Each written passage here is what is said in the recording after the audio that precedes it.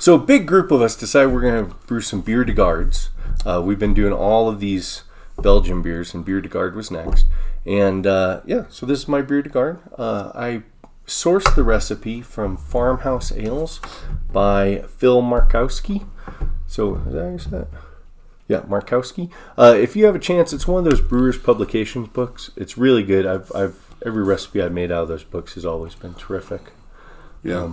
But for this Biere De Garde, I was going a little different, so I wouldn't suggest entering this into a competition necessarily because it doesn't really fit the BJCP style guidelines.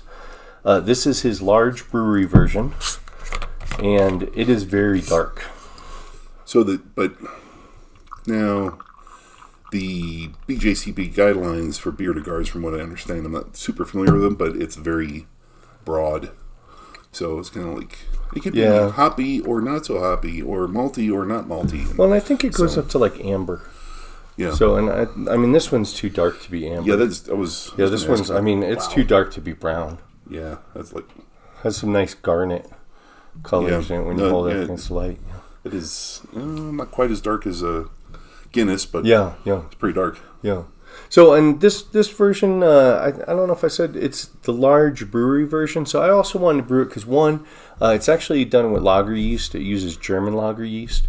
It has a very simple grain bill. It's 93% Pilsner, 3.6% black patent, 3.3% brown sugar, and then you boil it for 2 to 3 hours. And that's supposed to be where you get a lot of the flavors from. And it's meant for long-term storage. It's supposed to survive better over a long term. So, hence the Garde in the Biere De. Yeah. So I'll have the recipe down below. It also gets 15.4 IBUs of Fuggles at 60 minutes, and then 1.5 IBUs of Hallertauer at 20. It starts off at 1064. It's supposed to finish at 1006. Mine didn't. Mine gave up the ghost at 1016. So I've got about 10 points, a little too high there. I'm going to blame it on a poor mash. Okay. Yeah. So, because I was having some issues with this new setup I got, and we're doing a video on that later on, but I just don't think it quite converted as well as it should have. Yeah. And you said this was German lager yeast. Correct, yeah. And I did it at lager temperatures. Okay. And lagered it for a hell of a long time. I think I brewed it in November, and it's now April. Yeah. No, it was. I think it's pretty clear. It is. Yep, it is. Yeah. It's got a nice aroma to it. Kind of sweet, kind of caramely toffee type of. Yeah. I mean, not toffee, but caramely. And a roast. And like the flavor is really sweet, and then it has some like licorice to it sometimes. Mm-hmm. Maybe plum. Maybe. A raisin. Okay. So, yeah, it's interesting. It came out okay. I'd like to brew it again. And now that I've got my mash thing sorted out. So I got a mash and boil, and we're going to be doing a video on that soon. Had some troubles just getting used to it, and this was like one of the first beers I did on it. Yeah. So that's I could see the new system is going to throw you for a loop. But no, it's okay. Just trying to think. It's almost like there's something missing. I don't know what. So if there was like one component that was there, it'd be like, oh, this is delicious. But it doesn't have the dry finish I'd like. Well, it kind of sticks around a little bit, and it's pretty sweet. Almost like I want. It reminds me of a Double a little bit, because it has those same kind of characteristics. So.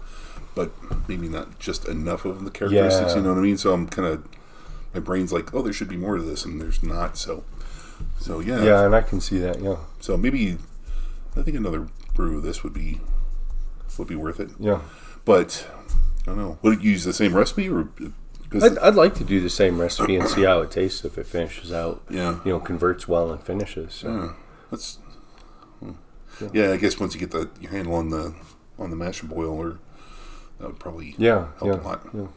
So, and we actually had a tasting with this group of people that brewed our I'll brew Biere De Garde, and man, it was really neat to try just all these variations of Biere De Garde, and they're all well done. Yeah. So our homebrew club started pushing these mastermind groups where we focus on the style, and this group's actually the original. Highly suggest it. I know I've learned a ton since we started brewing with them. So yeah, there's a lot of good brewers in there, so you learn a lot. But just going back to what I was saying before with being such a broad category, I was surprised at how many different kinds. People kind of went on the light side, but so you get some that looked like pilsners almost. They were so clear, and then you had some. This one was the darkest one. Yeah. Probably the next darkest one wasn't too far off. I don't seem to remember. Somebody had an amber. I thought mine was pretty dark compared to everyone else's. It was. It was obviously noticeable, but it was kind of interesting just getting a whole wine, and they were all really good. So, but anyway. Well, if you have any comments, suggestions, feedback, let us know. Like I said, the recipe's down below. Go ahead, make sure to subscribe, all that good stuff, bells, whatever the hell people say. Yeah. So, but until next time, cheers. Cheers. Ding! Thanks for watching our video. Check out our website at coloradobrewtalk.com for more great content. While you're there, be sure to leave us a comment or drop us a line with your thoughts.